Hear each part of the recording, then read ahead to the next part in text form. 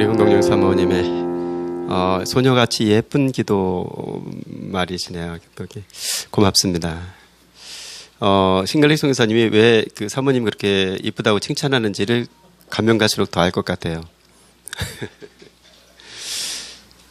오늘은 9번째 세션 96쪽이고 침례 요한에 대한 이야기입니다. 예수님과 침례 요한에 대한 이야기. 권사님 그 교재는 세례라고 돼 있는데 왜 침례라고 읽느냐? 용서하세요. 저게 침례 교회니까 상관없죠? 네. 네?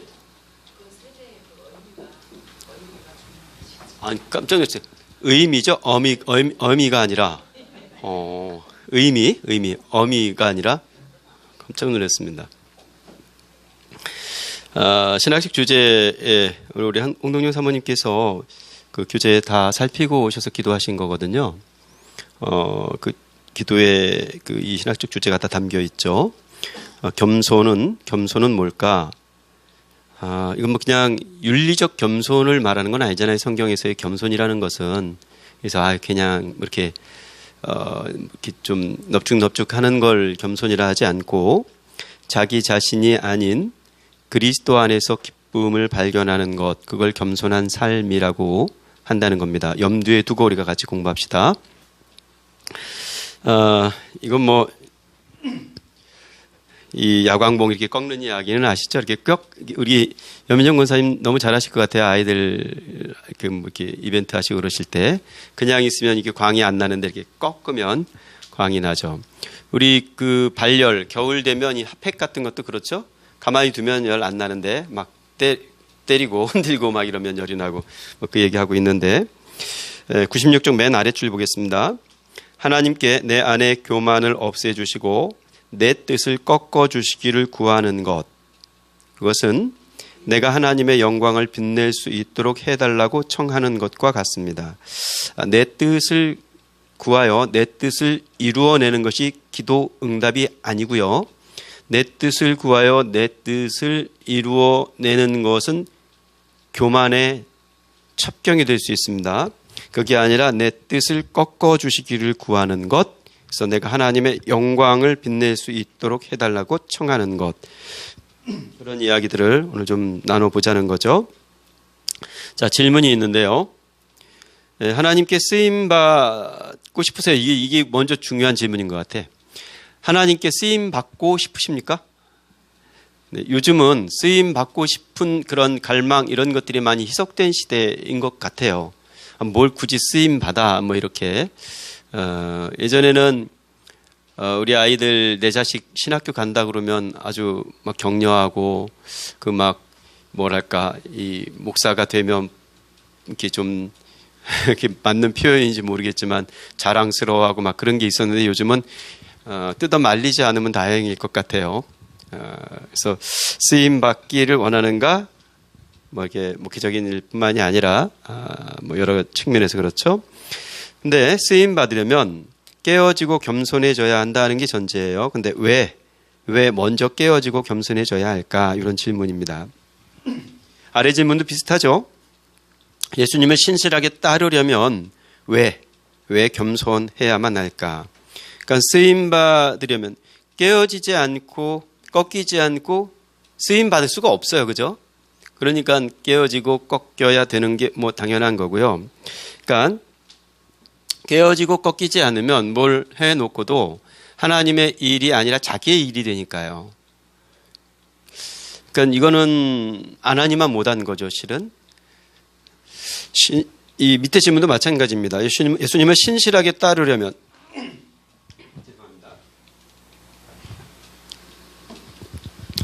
하나님의 약속이 있고 그 약속에 순종을 하기에 이르기까지는 뭐가 필요해요?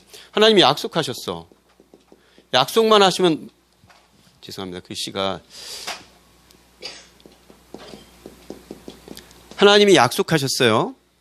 약속하신 것을 약속으로만 두면 의미가 없잖아요. 그 약속을 믿고 순종해야 되잖아요.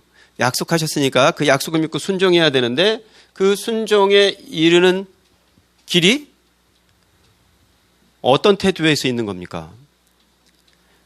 그렇죠. 신실함에서 있는 거예요. 한결같음. 그걸 믿음이라고 부르죠. 헬라어 낱말은 신실함과 믿음이 같은 말이니까요. 그걸 믿음이라고 부르는 거예요. 그 약속이 이루어질 거야 하고 순종하는데 믿음이 필요한 거죠. 그러니까 이 신실함, 한결같기 위해서 필요한 것이 뭐냐면 겸손인 거죠. 그러니까 겸손이 아니면 그 신실함, 예수님을 신실하게 따라갈 수가 없습니다. 교만한 사람은 순종할 수가 없죠. 순종하지 않는 사람이 예수님을 따를 수는 없는 거잖아요.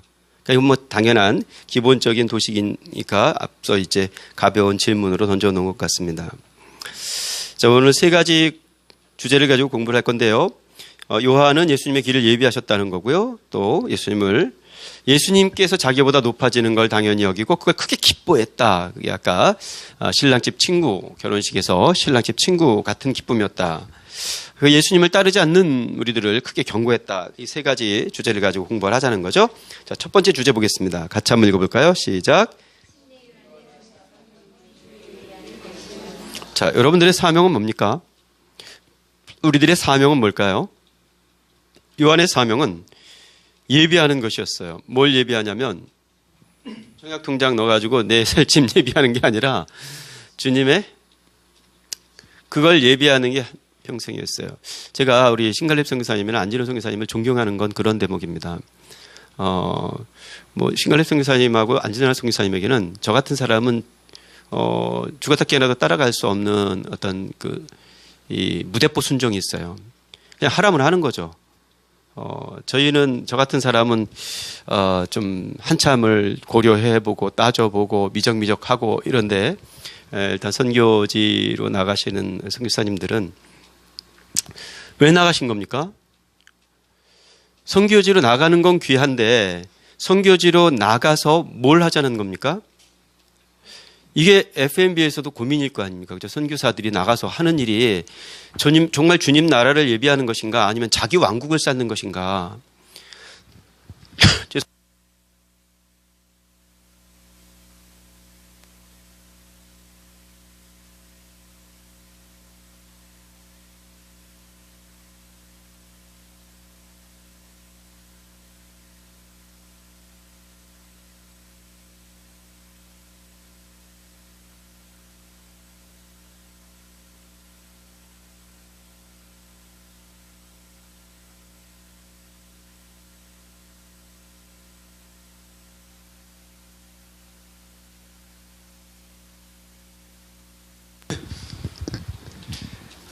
그러니까 주님의 나라를 예비하는 것인지 아니면 자기 왕국을 세워가는 것인지 지금 요한은 주님의 길을 예비했다는 거죠. 우리 조병익사님 한번 읽어주실까요? 그 후에 예수께서 제자들과 유대 땅으로 가서 거기 함께 일하시며 친밀을 베푸시더라. 요한도 살렘 가까운 에논에서 친밀을 베푸니 거기 물이 많으니라. 그러므로 사람들이 와서 친밀을 받더라. 요한이 아직 옥에 갇히지 아니하였더라. 이에 요한의 제자 중에서 한 유대인과 더불어 정결 예식에 대하여 변론이 되었더니 그들이 요한에게 가서 이르되 라삐여 선생님과 함께 요단강 저편에 있던 이곳 선생님이 증언하시던 이가 친밀을 베푸니 사람이 다 그에게로 가더이다. 요한이 대답하여 이르되 만일 하늘에서 주신 바 아니면 사람이 아무것도 받을 수 없느니라. 내가 말한 바 나는 그리스도가 아니면 그의 앞에 부르심을 받은 자라고 한 것을 증언할 자는 너희니라. 자, 지금 21절부터 28절까지 조병익 사님 잘 읽어주셨는데 우리 하재영 사모님 이 내용을 잠깐만 요약해 볼까요? 어떤 내용입니까? 우리 유초등부에게 하듯이 한번 이렇게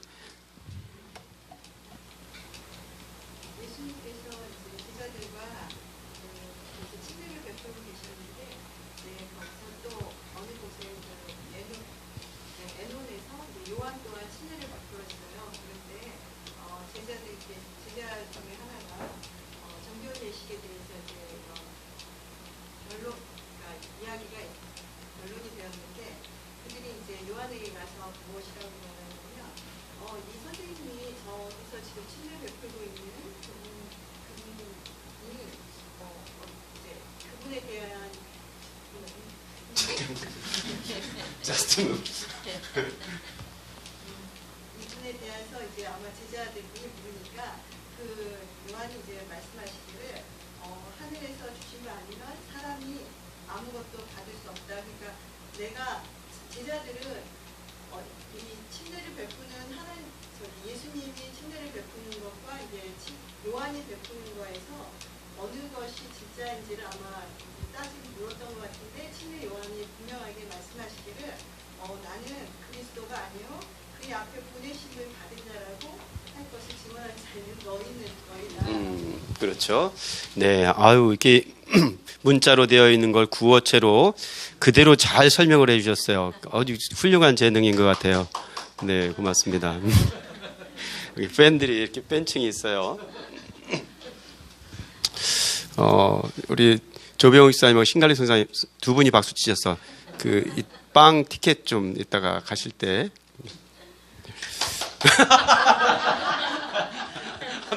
한 분 늘었어요. 여보, 내가 특징을 봤는데 자매님들은 박수를 안 쳤어.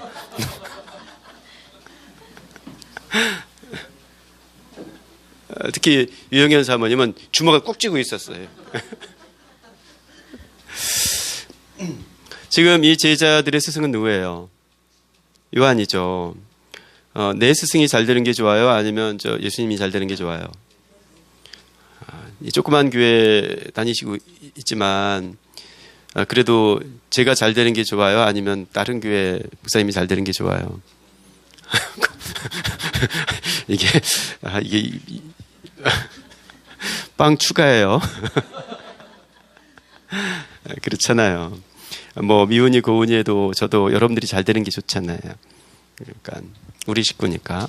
근데 보니까 우리 집 왜 침례받으러 오는 사람들보다 저 집 침례받으러 가는 사람이 더 많은 거죠. 그러면 빵집 하는 하재훈 사모님 속상해요, 안 속상해요? 저쪽 이지구점이 이제 막 오픈을 했는데 오픈한 거잖아요. 이제 막 예수님이 막 오픈했단 말이에요, 침례. 근데 오픈빨 받아가지고 우리 가게 오던 사람들이 다 끌려가 버렸어. 속상해요, 안 상해요? 속상해요. 그래서 속상한 마음을 그대로 자기 스승 요한에게 이야기를 한 거예요. 그랬더니 요한이 뭐라고 말하죠? 예, 우리 지금 제 아내가 얘기했던 그대로를 야야 니들이 말이야 외려 그분을 증언하도록 부름을 받은 거야. 이렇게 이제 이야기하는 거 아닙니까? 그게 이제 28절이에요. 내가 말한 바 나는 뭐가 아니라고요? 그리스도가 아니에요. 나는 그리스도가 아닙니다. 우리는 왕이 아니죠. 네, 우리는 그리스도가 아닙니다. 전제가 나는 그리스도가 아니요 그의 앞에 보내심 받은 자예요. 그렇게 증거할 사람들이 너희다. 자기 제자들에게 이렇게 얘기하고 있는 거죠. 자, 밑에 질문 보겠습니다. 다른 사람의 성공을 보고 위기의식이나 열등감을 느낀 적이 있나? 있겠죠. 그때 어떻게 반응했나? 그 두 번째 질문이 더 중요할 것 같습니다. 자, 여미정 권사님 오늘 멀리 다녀오셨는데 괜찮으세요? 컨디션? 네. 혹시 다른 사람의 성공, 권사님이 제일 성공한 건 아니죠? 더 잘 나가는 원들이 있죠? 네, 그런 걸 보셨을 텐데 혹시 그럴 때 어떤 위기의식이나 열등감 이런 게 드나요?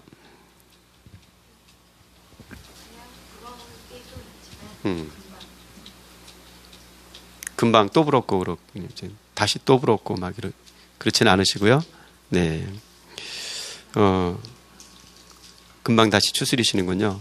네, 조금 전에 빵집 얘기했는데 빵집 다른 빵집이 잘 되면 마음이 어때요?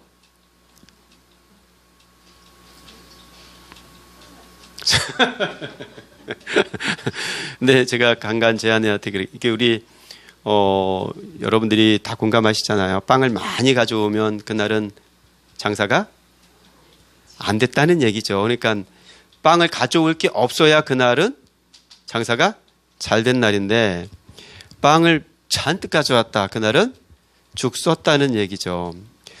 그러면 장사하는 입장에서 속 상해요, 안 상해요? 속 상하죠. 그건 어쩔 수 없습니다. 장사 안 되는 날 어떻게 장사하는데 장사하는 사람이 장사 안 된 걸 좋아할 수 있겠어요. 근데 다만 우리가 공동체 안에 있다는 건 참 그런 거죠. 많이 팔리면 뭐 돈 벌어서 좋고, 좀 덜 팔리면 더 많이 나눌 수 있어서 좋고, 예수 믿는 건 이래저래 수지를 맞는 거죠. 그런데 자, 우리 하주영의 문나님, 돈 버는 게 더 좋아요? 많이 나누는 게 더 좋아요?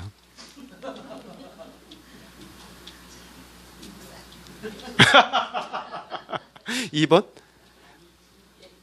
두 개 다? 그럴 수는 없잖아. 그렇군요. 어떻게 반응하느냐 이런 건 굉장히 중요하죠.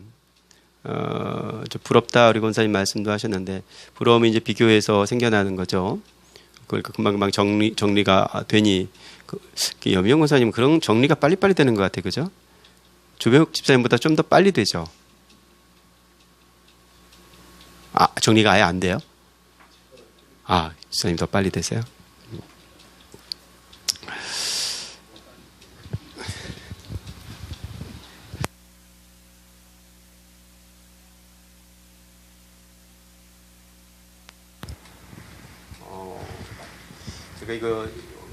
제가 부임하고 초기에 여러 번 말씀드렸는데,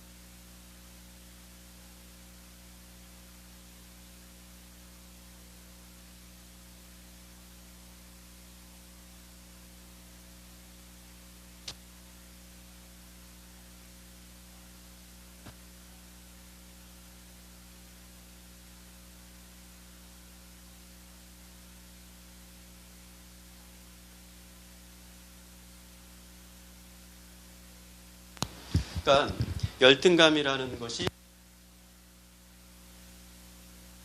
비교에서 나오는 거거든요. 비교는 왜 생겨납니까? 하나님 떠난 자리에서 생겨나는 게 비교의식이에요. 하나님과의 관계에서 멀어지면 사람과의 관계 속에서의 비교가 생겨나고, 그 비교 속에서 드러난 양 두 가지 현상이 우월감과 열등감인데, 우월감은 열등감의 또 다른 현상이에요. 비교의 자식들이죠. 그러니까 하나님 떠난 인간은 늘 이 정체로 정체감 때문에 몸부림을 치는 거예요. 하나님 곁에서의 나, 하나님과의 관계 속에서의 나로 정초하지 못하고 자꾸 다른 것들과의 비교선상에서 나를 정초하려다 보니 우월감에 교만으로 빠지기도 하고 열등감으로 땅을 파기도 하고 그러는 거죠. 지금 요한의 이야기를 들으면서 그것을 좀 한번 점검해 보자, 이런 질문 같습니다. 99쪽 두 번째 질문도 볼까요? 요즘 한번 읽어볼까? 네, 요한한테 와가지고 스승님, 아니 저 당신이 얘기했던 그 자에게 침례받으러 더 많이 가네요 하고 질문했을 때, 요한의 제자들은 자기 스승에게서 무슨 대답을 듣고 싶었을까요? 조금만 기다려봐. 니들이 더, 우리가 더, 우리 집이 더 장사가 잘 될 거야. 이런 대답을 듣고 싶지 않았을까요? 그 집이 아니라 우리 집이 더 나아, 이런 대답을 듣고 싶었을 거예요. 왜? 내 스승이 더 나아야지, 내가 따라가는 스승이. 그분보다 내가 더 낫다, 이걸 못 박아주면 이 침례 요한을 따라가는 제자들이 자기가 제자 된 것이 아주 자랑스러웠을 거예요. 그런 걸 기대하지 않았을까요? 그래야 예수님 따르는 제자들보다 요한 따르는 자기들이 더 낫다고 생각을 했을 테니까요. 비교죠. 자, 그 밑에 문장을 보겠습니다. 침례 요한의 대답에는 뭐가 배어 있어요? 겸손이 배어 있는데 겸손이 배어 있다는 건 겸손만 배어 있는 것이 아니고 자기 정체감이 배어 있는 겁니다. 내가 누구인가가 분명해지니까 겸손해지는 거예요. 자, 그는 예수님의 사역 성장의 결과나 속임수나 종, 땡그랑 종, 휘파람이나 1세기식 마케팅 전략이 아니라 하나님께 있다고 봤어요. 나아가 요한은 자신의 사역이 예수님의 사역을 모하는 것임을 예비하는 것임을 알고 있었어요. 그래서 제자들에게 자신은 그리스도가 아니라고, 다시요, 우리는 그리스도가 아닙니다. 우리가 그리스도라면, 넘어가고요. 그리스도가 아닙니다. 진짜 그리스도께서 더 위대한 일을 하실 것이라고 제자들에게 상기시켰죠. 그래서 침례 요한의 대답에서 주목할 점 뭘까요? 그가 그러한 변화를 만족스럽게 받아들이고 있다는 겁니다. 자기 정체감을, 나는 그리스도가 아니라는 정체감을 만족스럽게 여기고 있다는 것이고, 그분이 나보다 흥해야 한다는 것을 더 만족스러워 한다는 것이죠. 내가 아니라 그리스도께서 영광 받으시는 것을 만족한단 말입니다. 자, 중요한 지점이에요. 우리는 우리가 이루어내는 무엇을 만족하죠. 우리 교회가 제가 부임하고 300명이 되고 500명이 되고 1000명이 됐어요. 제가 만족할 겁니다. 그런데 내가 아니라 그리스도께서 영광 받으심을 만족하고 있단 말입니다. 자, 침례 요한의 대답에서 주목할 점은 바로 그거고요. 또 그는 자기 역할이 사람들에게 그리스도를 가리켜 보이는 것임을 알았기에 그 정체감으로 겸손할 수가 있었던 거죠. 우리도 요한처럼 그렇게 인도하도록 부름받았다는 겁니다. 자, 그 문단 맨 끝에 쪽, 우리의 사명은 찾으셨나요? 사람들에게 예수님을 가리켜 보여주는 게 우리의 사명이죠. 자, 그냥 도식 머릿속에 든 생각 혹은 뭐 립서비스 하는 말로가 아니라, 자꾸 파라이틱에서 미안한데 이제 장사하시는 분이 지금 여기 제 안에밖에 없으니까, 장사가 잘 돼야 하면 왜 잘 돼야 하는 거죠? 장사가 잘 돼야 하면, 우리 원님 뒤에 있으시군요. 차를 많이 팔아야 하면 왜 많이 팔아야 되는 거죠? 우리들의 그리스도인됨의 정체성에서 시작되는 질문이 있어야 되잖아요. 우리가 그리스도인이 아니라면 숱한 대답의 갈래를 가져갈 수 있을 거예요. 근데 우리가 우리의 정체가 분명하고 우리의 정체감으로 그름의 뜻, 약속하신 것을 순종에 이르기까지의 신실함으로써의 내 삶의 길을 가는 자들, 제자도 아닙니까? 그 제자가 틀림없다면 그 이유가 분명해야 되는 거죠. 왜 가게가 잘 돼야 되죠? 왜 더 많이 팔아야 되는 겁니까? 가게가 잘 돼서 산이도 유학 보내고 소리도 유학 보내고 이러려고 가게가 잘 되는 거, 그게 하나님하고 무슨 상관이 있습니까? 아무 상관이 없잖아요. 그건 내가 그리스도가 되는 일에 필요한 일이에요. 다 내 자랑이죠.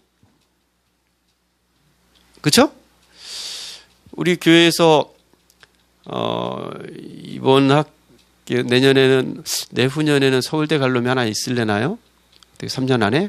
그러면 어떻게 현수막좀 하나 걸어 놓을까요? 축! 우리 서북교회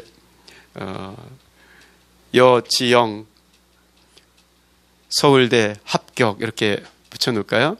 그러면 그걸 보고 하나님이 영광을 받으실까요? 아니면 그냥 우리의 자랑인 건가요? 굉장히 중요한 지점이에요. 우리 왜 잘 돼야 되는 거지? 하나님은 우리가 잘 되는 것이 그거를 꼴사나와 한다기보다도 그것보다 더 중요한 것이, 야, 너랑 나랑 잘 지내자 아닙니까? 잘 지내자. 초막이나 궁궐이나 내 주 예수 모신 곳이 그 어디나 하늘나라인 것이 더 중요한 거 아닙니까?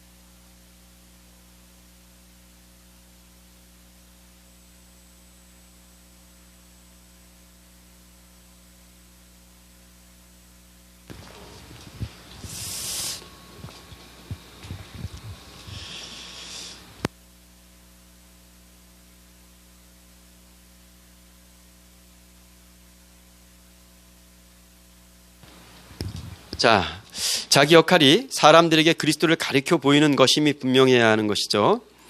자, 우리 사명은 사람들에게 예수님을 가르쳐 보여주는 것이어야 하는데 그 일에 방해가 되지 않도록 최선을 다해야 되는 것이죠. 어떤 경우 방해가 되는가? 이런 것들이, 이런 우월감도 방해가 되고 또 열등감도 방해가 되는 것이죠. 이게 우리의 정체감의 혼돈 속에서 방해물만을 키워가는 거죠. 요한이 그런 부분을 아주 분명하게 자기 정체감을 가지고 그리스도 앞에 섰던 겁니다. 자, 밑에 있는 질문 유진이가 한번 읽어볼까요?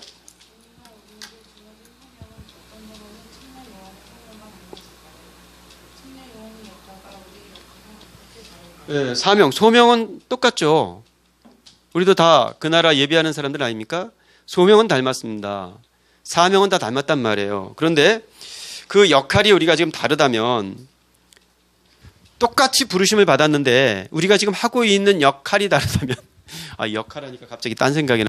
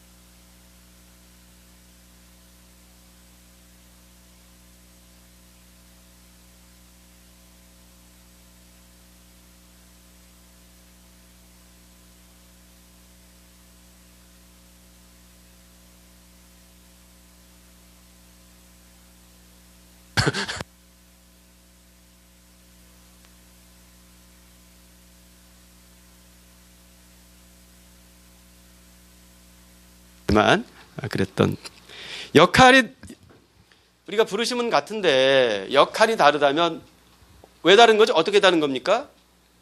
주목받는 것이 다른 거예요. 내가 주목받는 역할을 하고 있는가, 아니면 그리스도가 주목받는 역할을 하고 있는가. 역할이 다르면 부르심을 왜곡시킬 수 있단 말이에요. 나는 널 그렇게 부르지 않았는데 그러고 있니? 이게 우리들의 어떤 소명의 자리에 어긋남일 수 있단 말이죠. 부르심에 있어서. 요한은 그 부분이 잘 정리된 것이죠. 요한은 그냥 주님의 길을 예비하는 그 노릇을 철저히 잘 감당했다. 우리에게도 도전이 되는 부분이죠. 두 번째, 백쪽 두 번째 문단 한번 읽어보겠습니다. 시작. 침례 요한의 태도는, 태도 두 가지. 첫 번째 뭐였죠? 겸손하고, 또 자, 겸손은 첫 번째 주제에서 다뤘던 내용과 연결이 되죠. 그런데 두 번째 태도, 아까 우리 홍동영 사모님이 기도해 주셨던 내용 그대로입니다. 그리스도를 기뻐해요. 그분이 흥하는 것이 나의 기쁨이야. 내가 쇠하는데 그분이 흥함으로 그게 내 기쁨이 돼. 이 정체감이죠. 자, 본문 읽어보겠습니다. 짧으니까 다 같이 한번 읽어보겠습니다. 시작. 신부를 취하는 자는 신랑의 음성을 듣는 친구가 크게 기뻐하나. 나는 이러한 기쁨으로 충만하였노라. 그는 흥하여야 하겠고 나는 쇠하여야 하리라 하니라. 우리는 어떤 기쁨으로 충만할까요? 우리의 기쁨은 대개 이것 아닙니까? 내가 바라는 것 다 이루어내 놓고 하나님이 하셨어가 아닙니까? 하나님이 하셨어 이렇게 워딩 쳐놓고 사실은 자기 만족으로 가득한 거죠. 그는 흥하여야 하겠고 나는 쇠하여야 하리라. 나를 흥하게 하고 당신은 연기처럼 사라지는 그런 하나님 바라보고 계시지 않습니까? 흔한 말로 우리가 자주 들었듯이 지니같이, 알라딘 램프의 지니같이 연기로 있다가 퐁 하고 나타나서 우리를 흥하게 해놓고 다시 연기처럼 싹 사라지는 그러한 하나님이어야 영광이 되는 거 아니냐는 도전인 거죠. 요한이 비유입니다. 예수님이 신랑이고 신랑이 이제 신부를 맞이할 것 아닙니까? 신랑이 신부를 맞이할 텐데 요한은 자기 정체감을 이번엔 뭐라고 표현하냐면 나는 신랑 친구야 이렇게 말하는 거예요. 진정한 신랑의 친구는 신부를 맞이할 때, 이 신랑이 신부를 맞이할 때 그 신랑이 맞이하는 이 결혼식을 박수 쳐주는 거죠. 기뻐하는 거란 말입니다. 그 신랑보다 내가 낫지, 이렇게 신랑의 들러리를 서는 그런 들러리는 없는 거죠. 그게 질문입니다. 관심과 주목을 한 몸에 받는 사람을 도우면서 기뻐한 적이 있나요? 구체적으로 어떤 상황이었나요? 관심과 주목을 한 몸에 받는 사람, 우리 교회에 누구 있습니까? 그 사람을 도우면서 기뻐한 적이 있나요? 구체적으로 어떤 상황이었나요? 저는 그냥 개인적으로 이게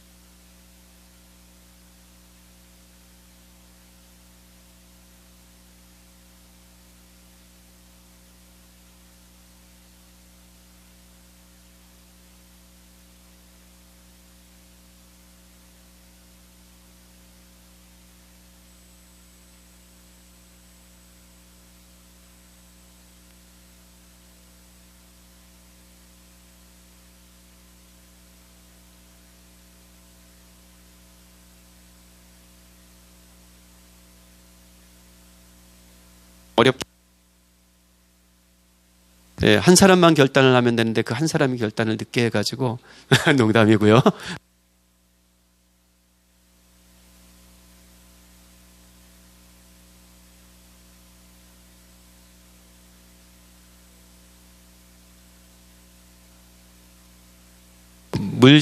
물은 아니고 그냥 심으로 막 이렇게 도와주셨는데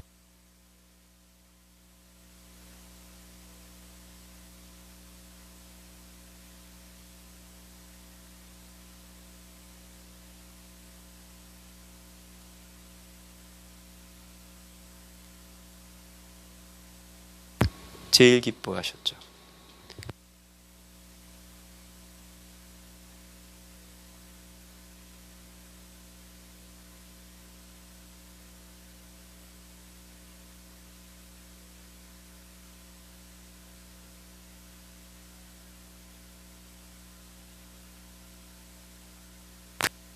마음이었단 말이에요.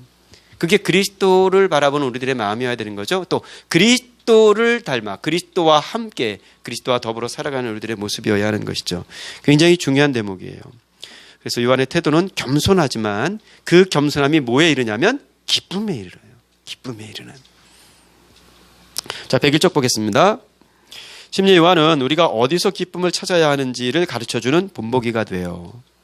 어디서 기쁨을 찾습니까? 나의 낮음의 자리, 그리고 또 다른 자리에서의 흥황함, 그거를 격려해주고 응원해주는 그 자리에서의 기쁨. 그거는 나를 깨뜨리지 않고서는, 내가 부러지지 않고서는 불가능한 이야기죠. 자, 질문 보겠습니다. 요즘 한번 읽어줄래? 자, 예수님 안에서 완전한 기쁨을 찾아야 이게 복음이 그러라고 복음인 거잖아요. 예수 안에 완전한 기쁨이 있다의 선언이 복음이잖아요. 요한겔리온. 그래서 이것보다 더 기쁜 소식은 없다. 거기서 성취된 기쁨이잖아요, 복음은. 그래서 예수님 안에서 완전한 기쁨을 찾아야 하는데 그러지 못한, 그걸 찾기 힘든 삶의 영역은 뭐예요?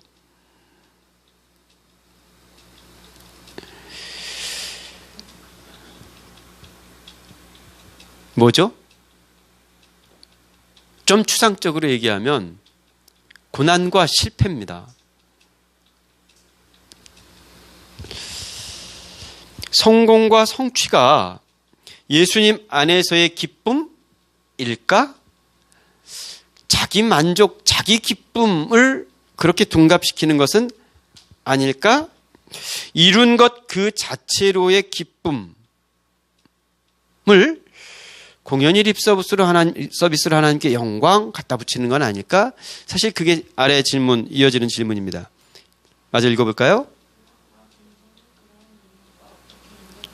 자, 다시요. 참 정리를 해보겠습니다. 우리의 도식은요, 잘 되면 기쁨이고, 안 되면, 다시요. 제가 잘 되면 기쁨이고 할 테니까, 안 되면, 그 다음은 여러분들이 한번 대답해 보세요. 자, 잘 되면 기쁨이고, 안 되면, 자, 다시요. 잘 되면 기쁨이고, 안 되면 수진자매?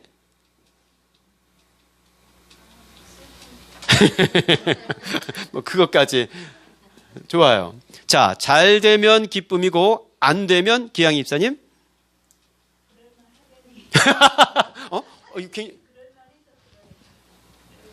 자, 요건 별도로 좀. 네. 자, 또 잘 되면 기쁨이고 안 되면 김경희 권사님? 괴로움. 괴로움. 이거 그렇죠. 괴로움. 잘 되면 기쁨이고 안 되면 임난영 권사님?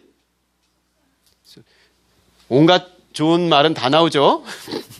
자, 잘 되면 기쁨이고 안 되면 유영환 사모님?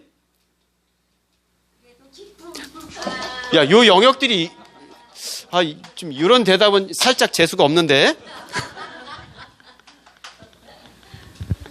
잘 되면 기쁨이고 안 되면, 이것으로 그치면 차라리 난데요.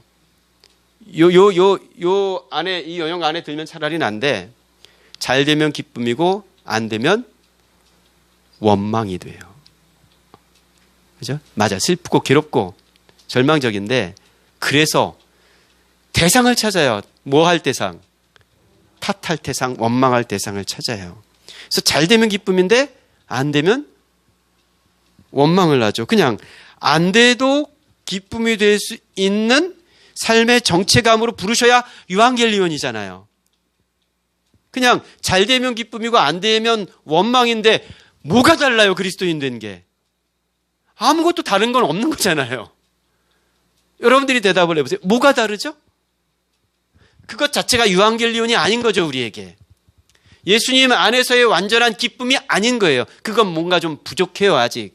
그래서 그 부족한 걸 여기서 채워가야 돼. 그게 우리의 성취, 성공인 거예요. 그걸로 영광 삼으려고 하는 것이죠. 요한은 그러지 않았다. 그러니까 성취와 성공을 우리의 기준을 삼으려고 하는 모든 시도는 스스로 왕되려는 교만의 어떤 표식이죠. 자, 세 번째. 자, 그 문장 읽어보겠습니다. 시작. 침례 요한의 메시지는 경고와 증거로 가득했어요. 자, 마지막 이제 경고와 증거에 대한 이야기 마무리 짓겠습니다. 주변 목사님 한번 읽어주실까요? 위로부터 오시는 이는 만물 위에 계시고 땅에서 난 이는 땅에 속하여 땅에 속한 것을 말합니다. 하늘로부터 오시는 이는 만물 위에 계시나니 그가 친히 보고 들은 것을 증언하되 그의 증언을 받은 자가 없도다. 그의 증언을 받는 자는 하나님이 참되시다는 것을 뭉쳤느니라. 하나님이 보내신 이는 하나님의 말씀을 하나니 이는 하나님의 성령을 한량없이 주시니라.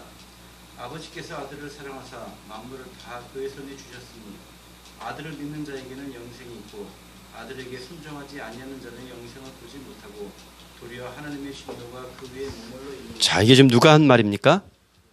요한이 한 말인데 마치 예수님이 한 말처럼 하신 말씀처럼 들릴 정도예요. 요한이 지금 예수님을 증언하는 거잖아요. 예수님이 어떤 분인지.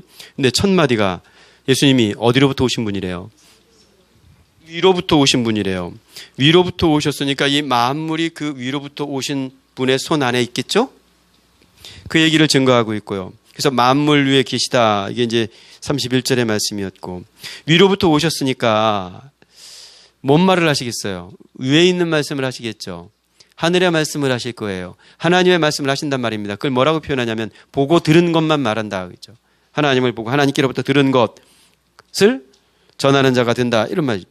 그리고 하나님의 성령을 한량없이 부으셨다. 하나님께서 하나님의 말씀을 하시는데 그것을 왜곡되게 하지 않고 성령의 한량없이 부어주신 성령의 충만함을 받아서 성령으로 말씀하신다.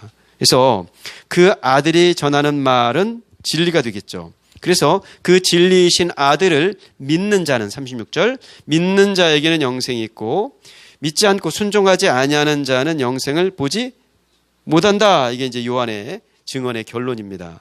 자, 넘어가 보겠습니다. 102쪽 박스가 있고요. 복음을 전할 때 꼭 전해야 하는 예수님에 관한 진리가 뭘까? 그 진리는 예수님에 관해 뭘 말해줄까? 자, 살짝 질문 드려보겠습니다. 복음을 전할 때 꼭 전해야 하는 예수님에 관한 진리 어떤 것들이 있습니까? 우리가 복음을 전할 때, 복음을 전한다면 뭘 전해야 하죠?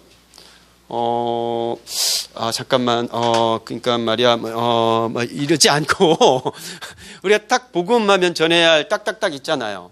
우리 대표적으로 우리 싱갈레 성사님 뭐가 있죠? 구원자. 이 구원자 되신 예수 그리스도를 전하는 거죠. 또 우리가 복음을 전한다 할 때 들어가야 할 내용들이 어떤 것들이 있습니까? 응?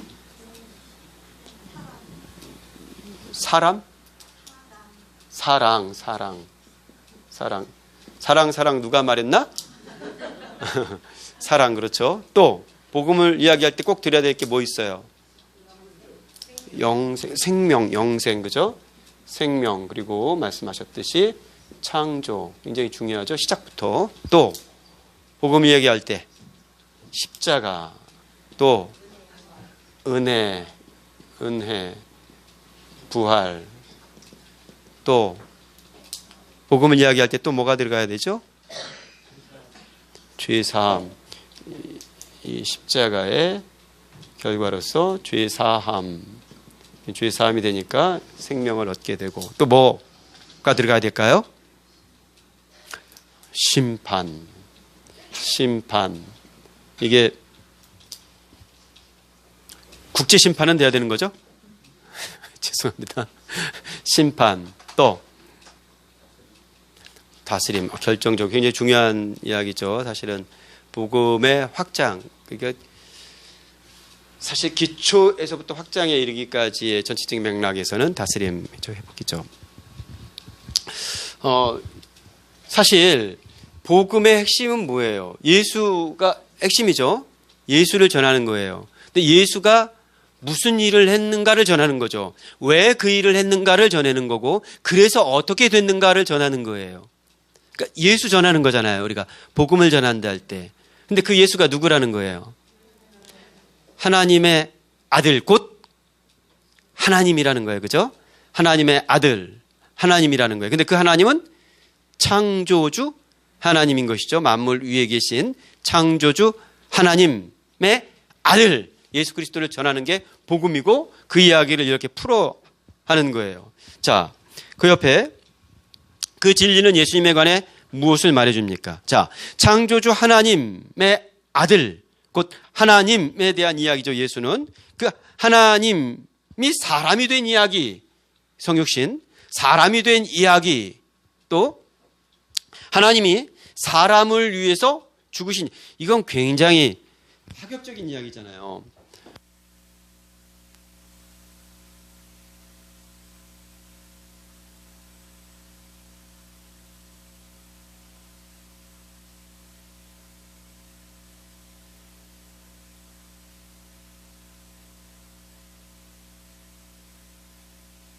파격적인 이야기를 한 것이죠.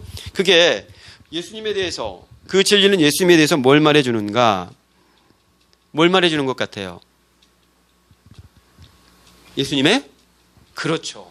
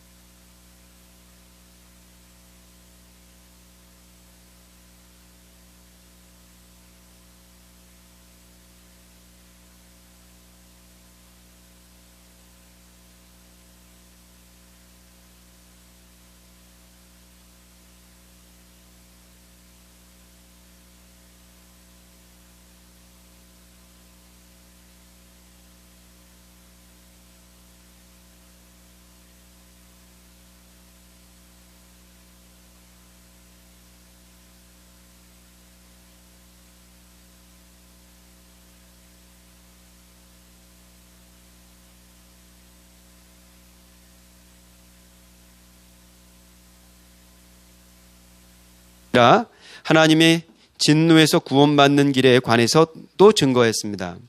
우리가 마땅히 받아야 할 형벌을 예수님이 대신 받아주심으로써 우리는 구원을 받았습니다.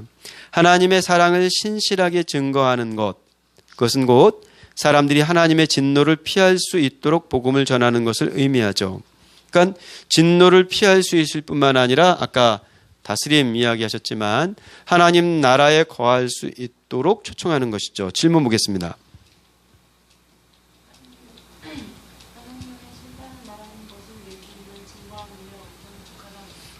자, 하나님의 심판을 말하는 게 예수님을 증거하는데 어떤 역할을 합니까? 심판 없는 인생은요, 심판 없는 세상은 굳이 구원이 필요치 않아요. 예수가 필요치 않죠. 내가 심판이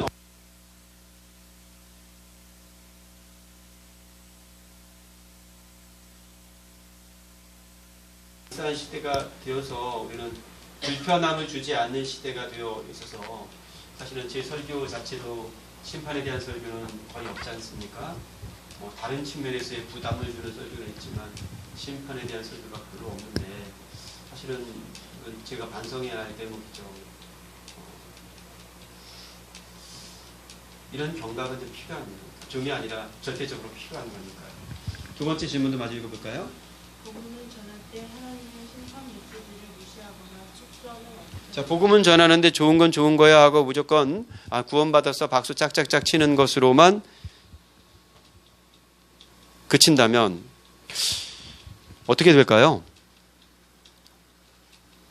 결정적으로 회심이 일어나지 않습니다. 죄를 막 지을 것 같아요. 절대로 회심이 일어나지 않아요. 회개 안 합니다. 그러니까 오늘날 그리스도인이라는 이름이 적합치 않죠. 오늘날 교인들은 회개 안 하고도 예수 믿는 법을 안다니까요. 그게 예수님이 참 마음 아프실 대목 아니겠습니까? 그 회개를 위하여서 십자가를 지셨는데 십자가가 별 의미가 없어요. 회개 안 하고도 얼마든지 교회 생활을 할 수 있으니까요. 회개 안 하고도 집사 될 수 있고요. 회개 안 하고도 장로 될 수 있고요. 지난주에도 이야기했듯이 우리 에서 말씀하셨던 어머님이 말씀하셨다나 누가 말씀?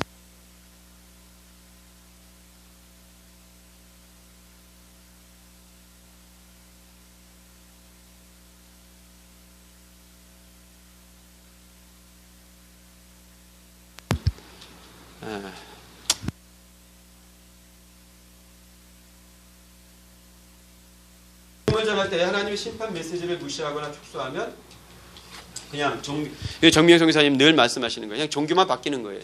불교를 믿다가 기독교라는 종교만 바꾼 거예요. 똑같이 비나이다 비나이다. 뭐 소원 성취는 똑같아지고 회심이 일어나질 않는 거죠. 그러니까 요한은 그 얘기를 한 거죠. 나는 그리스도가 아니야. 저분이 그리스도인데 저분이 하늘로부터 내려오신 하나님의 아들이야. 그래서 그분을 믿으면 구원에 이르고 그분을 믿지 않으면 심판에 이른단다 하고 선언해 놓는 거죠. 그래서 그를 따르라고 권하는 겁니다. 자, 결론 보겠습니다. 요한은 예수님의 사역을 직접 증거하는 증인이었죠. 그는 겸손했기에 예수님의 이름이 자기 이름보다 높여지는 것을 어떻게 했어요? 기뻐했어요. 이건 중요한 대목이에요. 내 이름 높여지는 것보다 내 이름 높여지는 것이 아니라 주님 이름 높여지는 것을 기뻐하는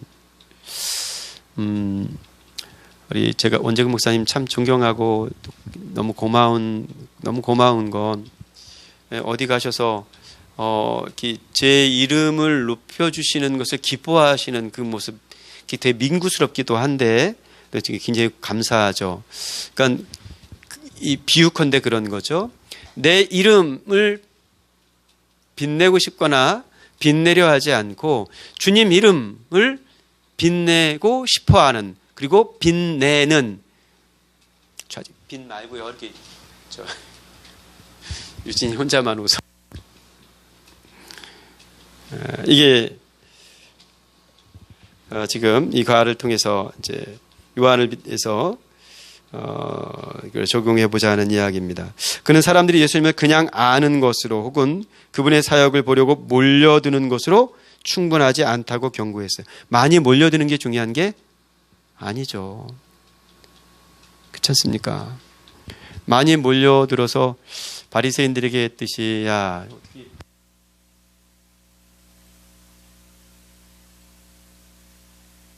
하느냐 이런 상황이 되면 그건 저주에 가깝지 않습니까? 하나님이 원하시는 것은 백성들이 예수님의 말씀을 뭐하고?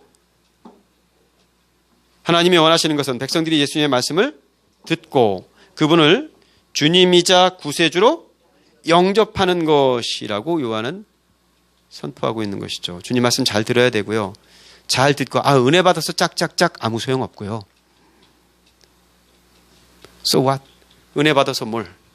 아무 소용없고